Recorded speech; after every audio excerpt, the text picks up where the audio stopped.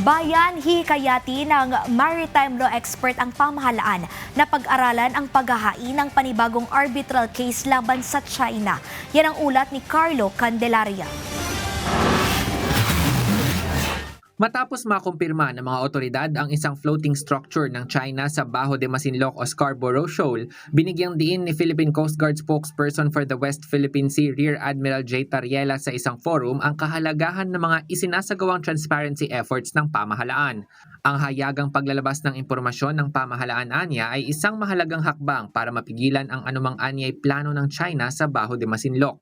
So if we're going to tell our ASEAN neighbors na ang China ay nagba-violate ng 2002 DOC, that they are not sincere dialogue partner dahil ginagawa pa rin nila ito sa gitna ng pag-usap tungkol sa COC. We are hoping that this kind of reputational damage will make China think twice para gumawa ng mga maling gawain na ganito. Secondly, we also intend to make the international community aware of what's happening in Bajo de Masinloc. Para sa pamahalaan, ang kampanya nito para sa transparency sa West Philippine Sea ay nagagamit para maipaalam sa publiko, sa media at sa mga kaalyado nito ang mga nagaganap sa ating mga karagatan gaya ng pagpapalabas ng mga ebidensya ng mga pagkilos at aktibidad ng China sa mga pinag-aagawang teritoryo sa South China Sea. So, through transparency effort of the NTFWPS, naniniwala tayo ng kahalagahan nito to expose such unlawful activities to the world. Samantala, ayon naman kay Professor J. Batong Bakal ng UP Institute for Maritime Affairs and Law of the Sea, kahit nananatiling seryoso ang mga banta sa rehiyon at ang pagkakaroon ng movable structures ng China sa Bajo de Masinloc, hindi pa napapanahon sa ngayon ang pag-invoke ng Mutual Defense Treaty o MDT sa pagitan ng Pilipinas at Amerika. Anya, policy decision ng Pilipinas kung ikokonsidera ang mga aktibidad gaya ng pagsasagawa ng marine scientific research bilang act of aggression.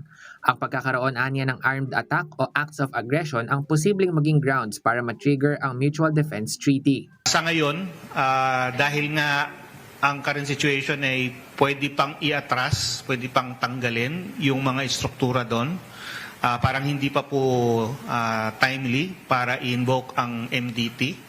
In the sense na para gamitin at tanggalin by force yung mga struktura na yon. Gayunpaman, yung MDT alalahanin natin ay isa lamang na instrumento at isang aspeto lamang ng ating security arrangements with other countries, no? Particularly with the US. Pero marami din tayong mga security arrangements with other partners. Pinag-aaralan naman umano ang pagsusulong ng pangalawang arbitral case laban sa China sa Permanent Court of Arbitration. Ayon kay Batong Bakal, itutulak nila na pag-aralan ng pamahalaan ang posibleng paghahain ng ikalawang arbitral case laban sa China. Matatandaan na itinuturing na landmark victory para sa Pilipinas ang 2016 arbitral ruling na napanalunan ng bansa sa Permanent Court of Arbitration kung saan binigyang diin na walang basehan sa UNCLOS o United Nations Convention on the Law of the Sea ang historical claims ng China sa South China Sea kabilang na ang 9-dash line. Sa ngayon po, pinag-aaralan po yun. Admittedly, dahil ang issue dito ay sovereignty, medyo malaki yung parang obstacle sa ngayon. Hindi basta-bastang dadala sa korte yung mga issue ng territorial sovereignty. Pero pinag-aaralan din po ng mga, alam ko yung natin at ng mga ahensya, kung ano pang ibang paraan para pwede silang madala sa isang tribunal. No? Related po to dun sa mga activities naman nila doon. Gayunman, iginiit ni Batong Bakal na dapat gamitin ng bansa ang lahat ng legal at diplomatikong mga paraan kasama ang pakikipag-ugnayan sa mga kaalyadong bansa tulad ng Japan at Australia upang maiwasan ang paglala ng sitwasyon. Carlo Luis Candelaria, para sa Bayan.